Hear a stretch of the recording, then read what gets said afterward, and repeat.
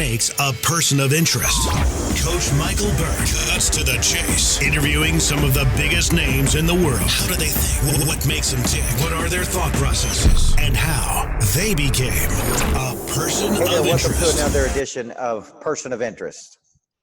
I'm Coach Micheal Burt, and I believe that people of interest move the world forward. They live fascinating lives. They do fascinating things. They go to fascinating places.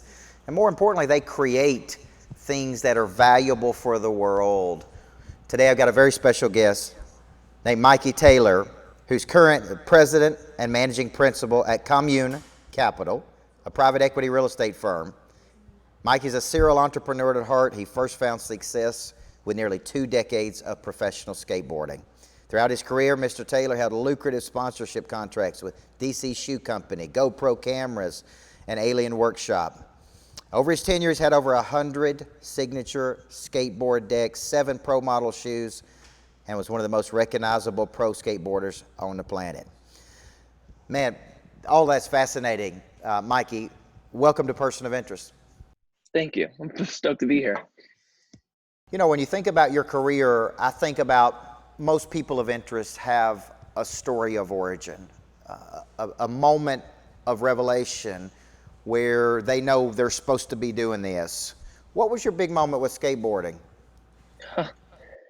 You know what's funny, man? It didn't come to me quite so clear or at the stage that I think it does for most people.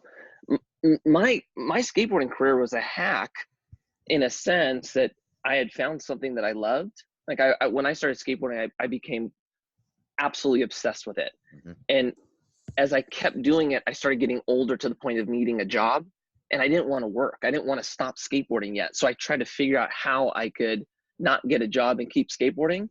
And that original idea was to convince companies to give me free product. And then I parlayed that into convincing them to pay me. And then it just turned into a pro career. But I didn't have like the foresight as a kid where I was like, you know what, I'm going to be a pro skateboarder and I'm going to be something special. It was just, I just didn't want to stop skating. So I figured out a way to not, is how it happened. I didn't have the clarity or the point of knowing I'm supposed to do this till down the road. I had almost been a pro skateboarder for 10 years until I came to that conclusion, which is weird. I don't think that's normal. Well, I actually sometimes disagree with, respectfully, with Simon Sinek that start the book Start With Why or Find Your Why.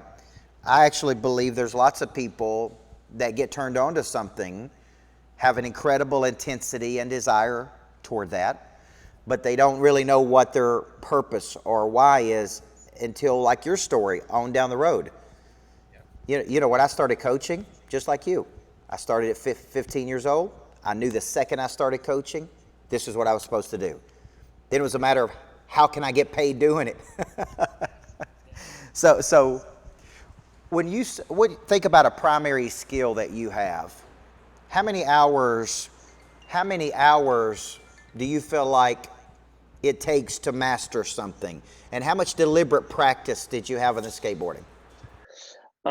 You know, I like the golden rule of 10,000 hours. Mm-hmm. I think that's probably pretty fitting. For me, it was, gosh, let's see. I probably skated 4 to 5 hours a day, every day for 25 years. Mm. And even with all that time, still felt like there was so much more to do. I didn't really start feeling comfortable to the point of I no longer had to teach my body how to do it. I just had to think of it in my mind, and my body already knew how to create it. That happened probably 10 years after I started skating. And that is, I think for me, like we go back to the consumption or the obsession. When I become obsessed with something, it's all I want to do. So it just, the natural outcome or output of me was, I'm going to do this every waking moment of every day. And that's just what I did, man. And it was, it's cool because you experience the fact that you can work to the point of mastering it. You just have to go through the work. And I was fortunate to experience that. And it was probably close to 10 years for me. This obsession you talk about, most people of interest have this obsession. Do you think that's learned, or do you think some people just have something you can't put in them and you can't take it out of them? Oh, that's a great question. I don't know if it's learned. I think most people have it. I just think there's certain people that have it at a higher level, right? Where I think everyone has an interest, right? Everybody has something that grabs them, but some people might just grab them to the point of they just think about it 10% of the time, and you have others that just can't think about anything else. So I would say I'm more of an extreme obsessed. I don't know if it's something that could be taught. I know for me, like, I was never the person that could just pick something and then tell myself to become obsessed. I had to have the thing pick me. And then I was willing to do what I needed to do, but I wasn't even trying to. It just happened naturally. So I think you could help people maybe find their path or find the thing that grabs them more. But I don't know if it's something that you could just activate in somebody. You actually could have more experience than me in that, because I just know through my experience, and I couldn't just turn it on or off. Well, when I look at ingredients of people of interest, when I wrote this book, I said most people of interest have a specialized knowledge. They have impeccable skills, which have been honed and refined over long obedience in the same direction. They've got an obsessed prey drive or desire to optically see something and go get it. They've got very high levels of confidence, typically likability. They have a charisma. People like them. They've got a connectivity, deep networks, and some free prize. And if they have all of that, they quickly become people of interest. So which one of those would you say that you've really refined? Is it skill, knowledge, desire, confidence? If you would say was your strongest attribute out of those ingredients, what do you think yours is? Oh man, that's a phenomenal question. I would say the two really strong points. One, the ability to go out and master what I'm going to do without being scared of failing. So understanding what it's going to take and putting myself through all of that. Two, the likability or working with people is something that was more natural for me. And so that it was easier for me to perfect that than maybe some of the other ones that didn't come so natural. But as far as people or likability or working with people, finding talent, that one was easier for me. Well, when I think about the things you're doing now as a coach, I look back into a person's past and I go, that's his unique ability. And he's leveraging that unique ability into these 4 avenues, these 6 profit centers. So what would you say your primary unique ability is?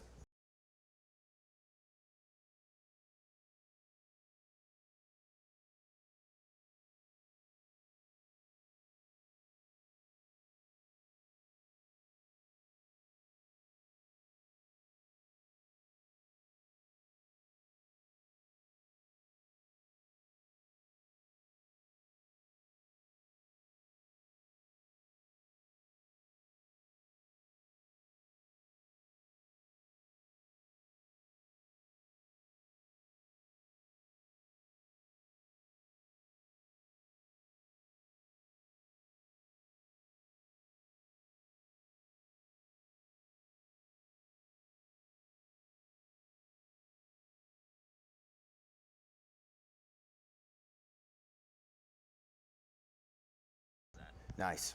And it appears that you have an ability to instill a contagious confidence into other people.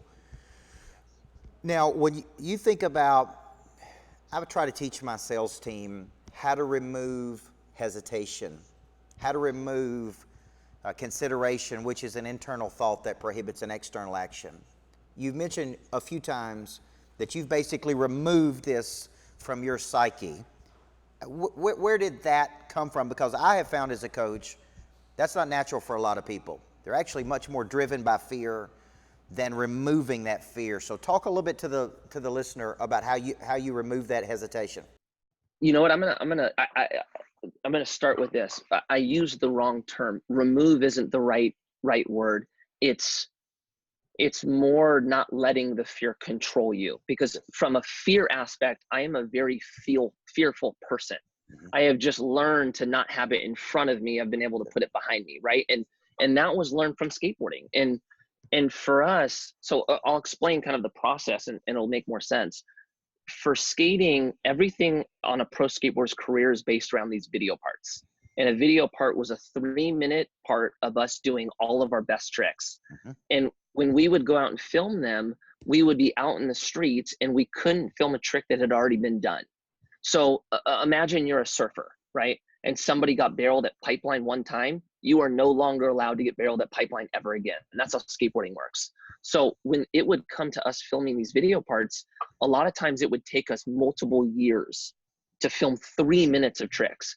And when we would go out and film them, it would usually take us a month to 3 months to perfect it, go out into the streets, and then try the trick for 2 to 3 hours just to land it once. And every time we would be messing up, we're jumping off stairs. So it would be painful, scary. Our bodies would get so used to going to war on a physical and mental level. And we would have to learn how to keep all of that at bay over here to keep ourselves from continuing until landing at one time, right? And that was my process for 20 years. So what happened to me is I just got very comfortable in the failure aspect. And then through jumping off stairs, I learned how to control my fear so that it no longer prevented my body from doing what it needed to do. And that was, I built that over time. And it really was this idea that I always made things out to be worse than they were until it actually happened, right? So if I was jumping off a set of stairs, I would be so scared to fall because it would hurt. And then by the time I actually fell, it wouldn't even be close to as bad as I thought it was going to be. And then that brought me confidence, right? And just years of that conditioned me to now not look at fear, I think, the same as everyone else, where fear does motivate me, but fear doesn't stop me. If that makes sense. So what activates your prey drive? Prey drive being the ability to go get something that you see optically. Is it backs against the wall? Is it mastery? What do you feel like really gets you operating at the highest level? I love that question. So that has changed for me over the years. In the first half of my career, it was primarily fear driven. I got to a point though where it switched, and I realized that I really like the process and everything it takes for me to try to get to where I'm trying to go. Once I get there, I actually don't like that as much. I like everything that leads up to it. So after realizing that about myself, there's a certain enjoyment that I have that it's more seeing where I want to go and then chasing it. And so I don't necessarily need the fear anymore. I'm just obsessed with where I want to go, and then enjoy that process so much. Now, you and I talked off camera about, my wife's got a new book out called Living with a Monster.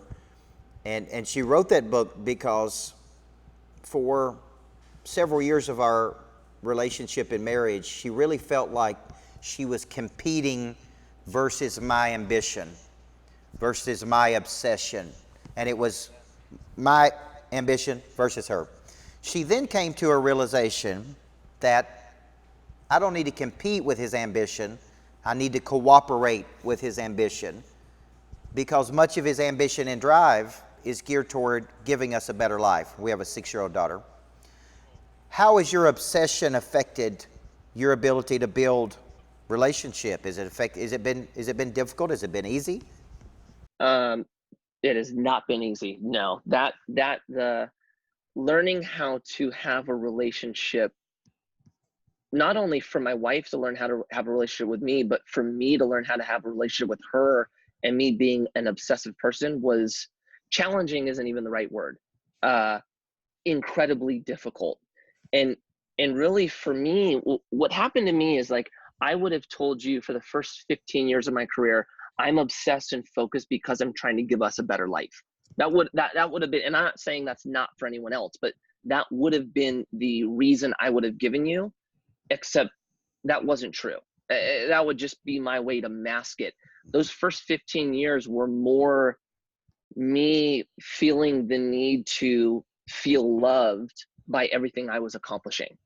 And I wasn't even searching it through my wife, really. Like I was feeling loved by people praising me, by all these people following me, thinking I was doing well or succeeding. That's how I started feeling value upon myself. And that's what was driving me to continue to succeed. And once I realized that, that's actually where my wife and my relationship really started growing, because I now had a true understanding of what would be the word, the false praise I was getting not being what I truly needed. And once I had that understanding, our relationship started to change. But the first 15 years of our relationship was hard, man. It was really hard. My wife never felt like I put her first. She never felt included when I was with her. She felt like I wasn't with her. It was, I could talk about this topic for a long time. That was a tough beginning. And now I would say the last 4 years have been incredibly positive. A lot of growth from us. Our relationship is probably stronger now than it's ever been. And it's been a lot of work at that. You know, one of the ingredients you appear to have is a very high self-awareness and a real depth and breadth to you. Where does that come from? Does that come from trying and failing? Does it come from coaching that you've had? Like where does this depth and self-awareness come from? So I would say the self-awareness I've actually that was easier for me. That was something that I naturally had. I refined it when I started seeing this comparison that the more I knew about myself, the easier it was for me to succeed. And then I really started diving in deeper on why I feel the way I feel, why I think the way I think, what my true strengths are, what my true weaknesses are. And those used to be maybe masked by an insecurity of what people would think of me. But when you start realizing the power in knowing yourself, you can do so much more with getting yourself to the next level that way, as opposed to being blinded by who you truly are. And it's funny, man, it's hard sometimes being honest about your insecurities, but gosh, that has transformed not only my business, I mean, everything, my relationships with friends, family, my kids, work. That's maybe been a huge component of my success. What's your personal thoughts about the need for a coach? Did you have a coach all these years, or was it self-taught, or we run a coaching business. I believe everybody needs a great coach in their life. I think those that have a coach always outperform those that don't. But what's your personal thoughts about that? I think, so let me answer the first question by saying I never really had a coach. Okay. Not because I didn't want one. It was primarily because of the industry I was in, and coaches were something we didn't do. In the skate world, to understand it more, skaters don't like when people are trying to be successful. We don't like establishment. We don't like success bragging. It was more birthed on this like anti-everything environment. Mm-hmm. And so I just didn't do it because it wasn't accepted then. As I started getting older is probably when it would have made more sense. But I think I had coaches in a different way. I always surrounded myself with a group of, let's call it, people doing things on a higher level than me. Yes. And I was basically watching what they were doing and learning from them. So you could call it coaching in that sense, but I never had somebody who was like, okay, I am your coach and this is what you're set out to do. I think I just experienced it in a different way. I think it's of huge value. I mean, look, anytime you have somebody helping you master your skills or your tools, or seeing people that are doing things on a greater level than you, it increases what you're able to do. So I will forever think there's a huge benefit to that. I think the challenge becomes finding the right person to lead you in a place that you might not know you truly want to go. And you need to trust the right person to take you in the right place, in a sense. But yeah, I think it's of great importance. Well, the way you just said that, having a person that can take you to a place that you may not even know you need to go. That's probably one of the best ways I've ever heard it said. Now let's talk about inflection points. When did you for me, I started coaching at 15, at 18 I was coaching, at 21 I was a head coach, at 25 I wrote my first book. Also went through a terrible breakup at 25. I thought I was going to get married, and that was a key season for me to learn how to build confidence. What were some of the major inflection points for you that as you look back and codify your success, you go, boom, 25, I had a major revelation? Man, that's a phenomenal question. There was probably 3 that I could look back on. One, there was a conversation I had with my wife probably 13 years ago, and it was when I found out I was going to get my first signature shoe. And I was never the person who was more talented than the rest. I was the person who was just over obsessed, so I worked harder than everyone. And when I got my first shoe, I was really concerned on how I was going to sell it, because I felt like everyone else who had shoes were better than me. And I'm having this conversation with my wife, and basically her point to me was, you need to showcase more than just your skills on a skateboard, right? Everyone is just showing how good they are on a skateboard, but the audience or the person following you can only relate so much to that. Why don't you show them your personality? Show them the struggles that you go through. Show them more of yourself, right? And I was terrified in doing it, and I ended up doing it, and the response I got was unlike anything I had ever experienced. And that was a big turning point for me to understand that the more I can relate to somebody through my failures is going to take me further than how far I can relate to them on my success. That would be a big one. 2, about 10 years ago, I had this, call it revelation or awakening, whatever you want to call it. And I got to a point where I didn't like who I was. I don't know why it happened to me, but I was walking home one night from a sponsor's Christmas party, and it was 2 a.m. And I don't know why I was thinking about this, but I started thinking about myself. And it was like the first time I started looking almost outside of myself, looking in, and hated what I saw, to the point of it brought me to tears. And I had this moment where I didn't like who I was, and I made a decision that I no longer wanted to be this.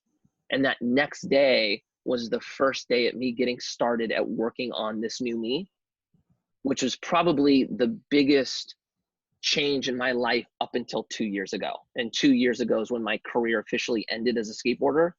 And that is when I had to work through a lot of identity and purpose that was baked into my career, and had to learn how to love myself again. So those, I think, were the 3 biggest turning points in my life that I look back and go, my life could have gone in 3 totally different directions if I wouldn't have happened to hit those moments. Well, let's unpack that last one for just a second, because I don't know if I woke up tomorrow and I wasn't a coach, because that's all I've ever known. I'm 42 years old, and that's what I've been doing since I was 15 years old. It has been much of my identity. When I go places, people call me coach. They don't know my first name. So when you went through that identity thing, how did you fight through that? Was it depressing? Were you lost and confused? I mean, talk to us a little bit about that. Yeah. So you know how we talked about self-awareness? 3 years ago, I would have told you I'm incredibly self-aware, and I know that this moment in my life is going to happen, and I'm setting myself up for it. And I would have told you that in 100% confidence that that's what was going to happen. I had no idea that the exact opposite was going to happen, right? The me losing my career was, I was kicked in the face harder than I had ever could have imagined. Everything was, in a sense, gone. And I was left at this like bottomless feeling of not knowing who I was. And my life was very similar to yours. I started skating at 13, and from 13 to 36, that's all I did. For 15 of those years, I was a pro skateboarder. That is what I identified as. That's how I felt loved, felt accomplished, all of it. And when it goes away, the only way I could explain it is I didn't know who I was anymore. And so much of my, gosh, so much of my value was put into my career that I wasn't aware of. And so going through those instances of I didn't know who I was brought to my knees, having to be in this position where I was either going to die here, or this was going to be the moment that forever changed my life for the better. And I focused on that. That's all I thought about is I am being tested right now. This is a trial. I'm either going to die here or move forward and become greater. So I only focus on moving out and becoming greater. And through that process, I had to work on a lot of issues in myself. I had to probably at the core of it realize or get to a place of understanding how I need to feel loved and not giving that to anyone else other than myself, right? Like if I feel love through my craft, the way I feel love is susceptible to that thing always working. So I had to figure out how to give myself control in a sense of I need to learn how to love myself. I need to be okay with myself. I need to build myself up again without it relying on me being a pro skateboarder or a business owner or anything. All of that out of the window and I have nothing. How do I feel loved? And that's where I started. And then as I started moving through this process, like now, 2 years out of it, I am at a place now that I've never been in my entire life. And I would have said the same thing a year ago, except it's become even further down the road. And that all came from having to start all over and figure out what's important to me, you know?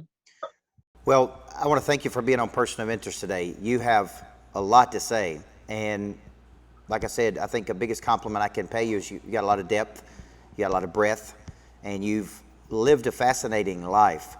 Let's finish with one question. This capital raising that you're doing today, give us in 2 or 3 minutes what you're doing there and how that gets you excited.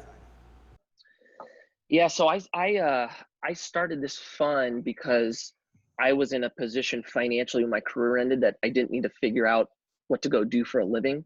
I only had to work on the emotional stuff that we talked about, purpose, identity, and a lot of people that I saw in front of me or before me had to figure out the financial arm as well.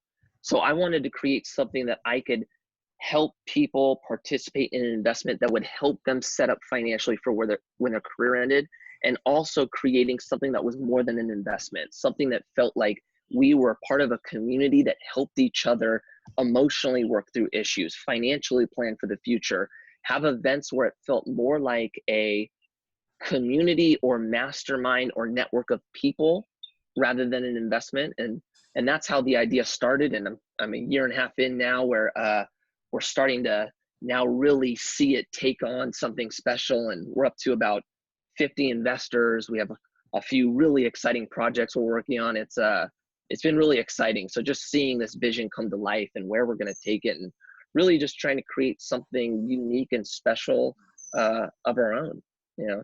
Man, that's really nice. Well, I want to thank you for spending the afternoon with me and being a person of interest in the world. Everything, I've taken a page of notes here.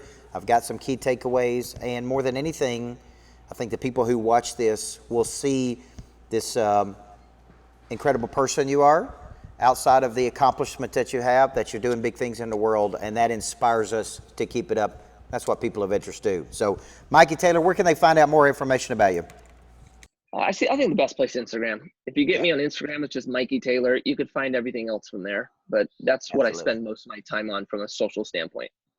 Well, those 500 and something thousand followers you have are finding something in you. So thank you, man, for spending the afternoon with me. I certainly appreciate you. I believe everybody needs a coach in life, and I believe that people of interest move the world forward. You're doing that, big guy. Thank you. Thank you, brother. I appreciate it.